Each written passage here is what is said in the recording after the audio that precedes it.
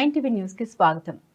బంధువులు గొడవ పడితే వారి కోసం స్టేషన్ కు వెళ్లిన తన పట్ల Madakasira upgrade police station CI Ragiri Ramaiah అసభ్యకరంగా ప్రవర్తించాడని బాధిత మహిళ శ్రీ సత్యసాయి జిల్లా పుట్టపర్తిలో మీడియా ఎదుట గోడు వెళ్లబోసుకుంది. మడకశిర మండలం టిడిపల్లి తాండాకు చెందిన గాయత్రి అనే గిరిజన మహిళ మాట్లాడారు. తన బంధువులు గొడవ పడ్డారని స్టేషన్ కు వెళ్తే సీఐ వారిని విచారించకుండా ప్రతి 5 నిమిషాలకు ఒకసారి నన్ను లోపలికి రమ్మని పిలిచి నా కుటుంబ నేపథ్యం గురించి సీఐ తెలుసుకోవడం జరిగిందన్నారు. ఇదే కాకుండా నేను ఒంటరి మహిళ అని తెలుసుకొని నీకు మరో పెళ్లి చేసుకునే ఉద్దేశం ఉందా లేదా అంటూ గుచ్చి మాట్లాడారని ఆవేదన వ్యక్తం చేసింది. అసభ్యకరంగా ప్రవర్తించడంతో నేను భయపడి బయటకు వచ్చేసినట్లు ఆమె తెలిపారు. మరోసారి విచారణ పేరుతో లోపలికి పిలవడం, ఇలా రాత్రి 10 గంటలైనా స్టేషన్లో నన్ను ఉండమన్నారని బాధిత మహిళ ఆవేదన వ్యక్తం చేసింది.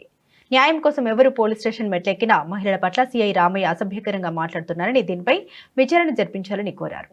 ఎస్పీ మహిళ కావడంతో ఆమె వద్ద నా సమస్యను విన్నవించుకుంటే న్యాయం జరుగుతుందని ఇక్కడికి వచ్చినట్లు బాధితురాలు గాయత్రి తెలిపారు. నమస్తే సార్, నా పేరు గాయత్రి, మాది టిడిపల్లి తాండా. మా బంధువులు గొడవ పడడం వల్ల నేను మడకశిర పోలీస్ స్టేషన్కు మొన్న స్టేషన్కి వెళ్ళాను. జతల ఊరికి సిఐ సార్ దగ్గర కంప్లైంట్ ఇచ్చాము.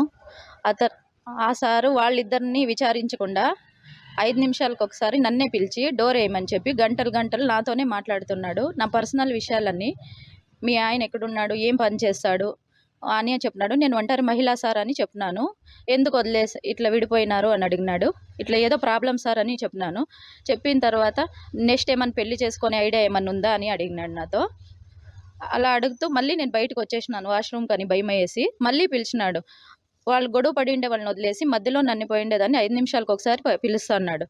నేను బయటకు వచ్చేయాలని ట్రై చేసినా పంపిస్తా అనలేదు. సార్ నేను ఇంటికి పోవాలా, చిన్నపిల్లలు ఉన్నారన్నా కూడా వినటం లేదు సార్. 5 నిమిషాలు ఉండు పోదు అని. అయినా 10 గంటలు, నైట్ 10 గంటల వరకు పెట్టుకున్నాడు సార్ మమ్మల్ని స్టేషన్లో. నిన్నే కాదు, నాతో పాటు ఒక 4 మహిళలను కూడా.